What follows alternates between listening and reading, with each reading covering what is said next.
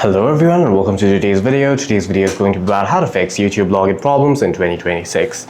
The first and foremost thing that you need to make sure of is that you're connected to a strong internet connection. For that, you can switch between your Wi-Fi and mobile data and also toggle airplane mode on and off on your device, which resets some of your network settings. The second thing that you can do is head over to settings on your device, scroll down to find apps, tap on YouTube, tap on storage and cache, and clear the storage and cache of YouTube, which may sometimes be the problem for you not being able to log in.